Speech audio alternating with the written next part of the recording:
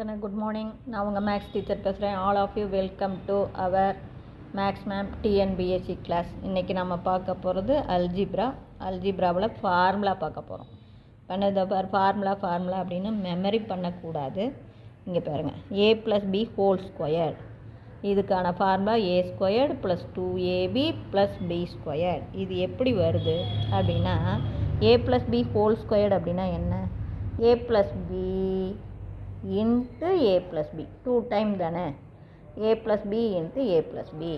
அப்போ இதை பெருக்கும்போது பாருங்கள், a² வந்துடுதா, இதை பெருக்குனா b² வந்துடுதா. இந்த a போய் bயை பெருக்குனா ஒரு ஏபியா, b போய் ஏவை பெருக்குனா ஒரு ஏபியா. அப்போ இங்கே ஒரு ஏபி, இங்கே ஒரு ஏபி, அதுதான் 2ab. அப்போ a² + b² + 2ab இவ்வளவு தான். இப்போ இது புரியுதா?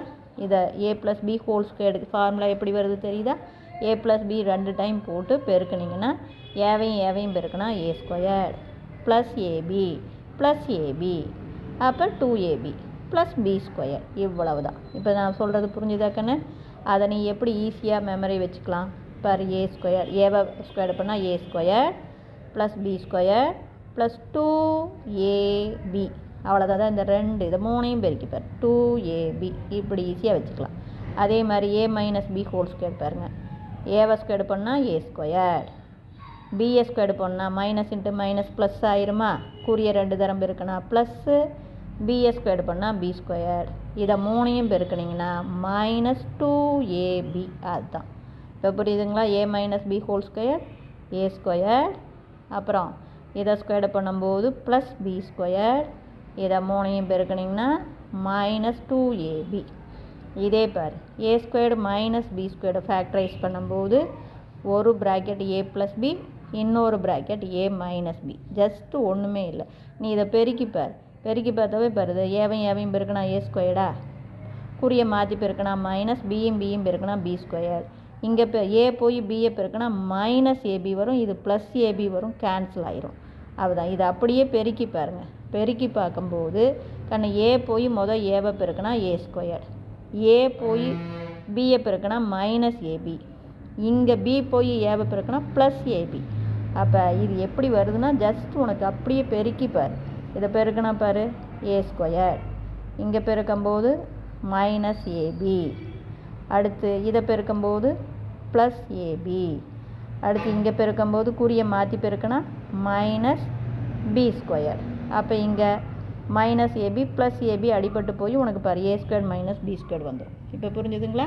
அப்போ இது ஜஸ்ட் எப்படி நீ ஞாபகம் வச்சுக்கலாம், a² - b² அப்படின்னாவே ஒரு ப்ராக்கெட்டை ப்ளஸில் பிரித்து எழுதணும், இன்னொரு ப்ராக்கெட் மைனஸில் பிரித்து எழுதணும். புரியுதுங்களா? அடுத்த ஃபார்முலா பாருங்கள், x + a இன்ட்டு, அடுத்த ஃபார்முலா பாருங்கள், x + a into x + b. அப்படிங்கும்போது x போய் x பெருக்குனா x². புரியுதுங்களா? அடுத்தது x போய் bயை பெருக்குனா xb வரும், a போய் x பெருக்குனா xa வரும், அடுத்து a. அது நீ ஈஸியாக எப்படி ஞாபகம் வச்சுக்கலாம், x² plus x into a + b + ab. அதாவது x 2 அடுக்கு, அப்புறம் x 1 அடுக்கு, அப்புறம் எக்ஸே வராது, வேரியபிளே வராது. அப்போ x² + x into a + b + ab. இவ்வளோதான். இதே மாதிரி பாருங்கள், a + b ஹோல் க்யூப் ஃபார்முலாவை a³, அப்புறம் 3, இங்கே பாருங்கள் a³ a² a வந்து குறைஞ்சிக்கிட்டே போகும். அதே மாதிரி இங்கே b³ b² b, இங்கே ஒரு 3, இங்கே ஒரு 3. இவ்வளோ தான், முடிஞ்சு போச்சு.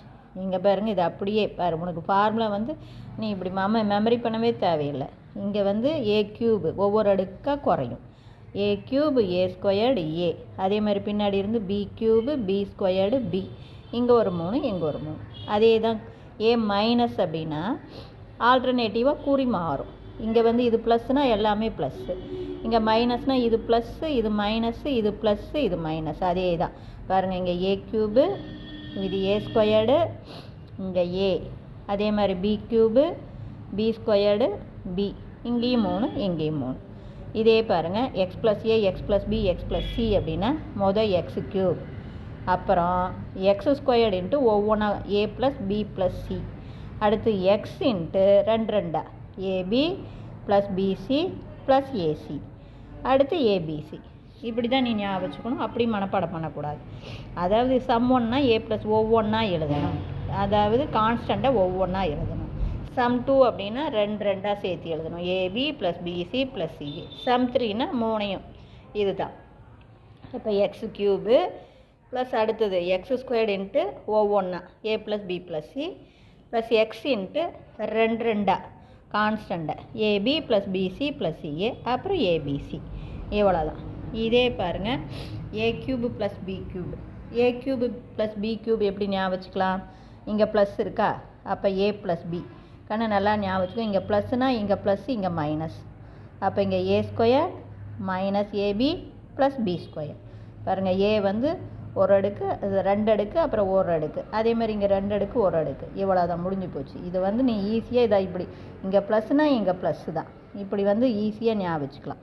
அதாவது என்னென்னா ஏ ப்ளஸ் பி இப்படி போட்டுக்கிறியா. அடுத்தது என்ன எழுதுற ஏ ஸ்கொயர். இங்கே ப்ளஸ்னால் அடுத்தது மைனஸ்ஸு, அப்போ ஏ அடுத்தது ப்ளஸ்ஸு இங்கேருந்து போடும் பி ஸ்கொயர்டு பி. இவ்வளவு தான். இப்போ புரிஞ்சுதுங்களா? அதே மாதிரி தான் இங்கே போடும்போது ஏ க்யூப் மைனஸ் பி க்யூப்னா இங்கே மைனஸ்னால் இங்கே மைனஸ்ஸு. அப்போ இது போடும்போது பாருங்கள் இங்கே மைனஸ்னால் இங்கே ப்ளஸ்ஸு. அப்போ A squared plus AB plus B squared. இந்த மாதிரி தான் நீ ஞாபகத்தை வச்சுக்கணும். அதாவது இங்கே மைனஸ்னால் இது எப்படின்னு எழுதணும்? ஏ மைனஸ் பி அப்படின்னு எழுதிக்கிறியா. அடுத்தது என்ன எழுதுவ? ஏ ஸ்கொயர்டு ஒரு அடுக்கு ப்ளஸ்ஸு ஏ ஸ்கொயர்டு. ஏ வந்து ரெண்டு அடுக்கு, அடுத்து இங்கே ஒரு அடுக்கு, அடுத்தது ப்ளஸ்ஸு இந்தாண்ட இருந்து பி ஸ்கொயர்டு பி. இவ்வளவு தான். புரியுதுங்களா? இதே இந்த ஃபார்முலாலாம் வர்றது தான் இந்த பாஸ்கல் ட்ரையாங்கிள். இங்கே பாருங்கள், இது 1, இங்கே 1 1, இங்கே 1 ஒன்றையும் கூட்டினா 2 1. இங்கே பாருங்கள், இது 1 1ஐயும் 2ஐயும் கூட்டினா 3, 2ஐயும் 1ஐயும் கூட்டினா 3, இந்த 1 அப்படியே. அதே மாதிரி இந்த 1 அப்படியே 1ஐயும் 3ஐயும் கூட்டினா 4, 3ஐயும் 3ஐயும் கூட்டினா 6, 3ஐயும் 1ஐயும் கூட்டினா 4, இந்த 1 அப்படியே. இந்த பாஸ்கல் ட்ரையாங்கிள் வச்சு இந்த ஃபார்முலாலாம் நீ கொண்டாந்துடலாம். எப்படி அப்படின்னா இங்கே பார் ஏ ப்ளஸ் பி ஹோல் ஸ்கொயர்னு இருக்கா. இந்த ஏ ப்ளஸ் பி ஹோல் ஸ்கொயருக்கு தான் இதுதான் ஏ ப்ளஸ் பி ஹோல் ஸ்கொயர்டு. அப்படிங்கும்போது பாரு, இது ஏ ஸ்கொயர், இது பி ஸ்கொயர், இது 2ab. அவ்வளோதான். இங்கே ஏ ஸ்கொயர்டு இது பேர் போட்டிங்கன்னா ஏ ஸ்கொயர்டு ரெண்டு அடுக்கு, ஏ ரெண்டு அடுக்கு, இது ஏ ஒரு அடுக்கு. அதே மாதிரி இந்த இடத்துல போட்டிங்கன்னா பி ரெண்டு அடுக்கு, பி ஒரு அடுக்கு. பார் A squared plus 2ab plus B square வந்துடுச்சா. இதே மைனஸ்னால் ஆல்டர்னேட்டிவாக ப்ளஸ் மைனஸ். இங்கே ப்ளஸ்னால் இது மைனஸ், இது ப்ளஸ். இவ்வளோதான். அதே பாருங்கள் ஏ ப்ளஸ் பி ஹோல் க்யூப். இதை பாருங்கள் ஏ ப்ளஸ் பி ஹோல் க்யூபுக்கு பாருங்கதா, ஏ ப்ளஸ் பி ஹோல் க்யூப். இங்கே போட்டிங்கன்னா இது ஏ வந்து 3 அடுக்கு, இங்கே ஏ ரெண்டு அடுக்கு, இங்கே ஏ ஒரு அடுக்கு.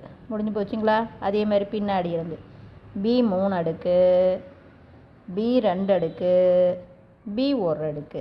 பாருங்கள் அதே வருது பாருங்கள். A cube plus 3a squared B plus 3ab square plus B cube. அதே மைனஸ் வந்தால் அதான் பாருங்க A minus B whole cube. ஆல்டர்னேட்டிவாக இது ப்ளஸ்னால் இது மைனஸ், இது ப்ளஸ், இது மைனஸ். இவ்வளவு தான்.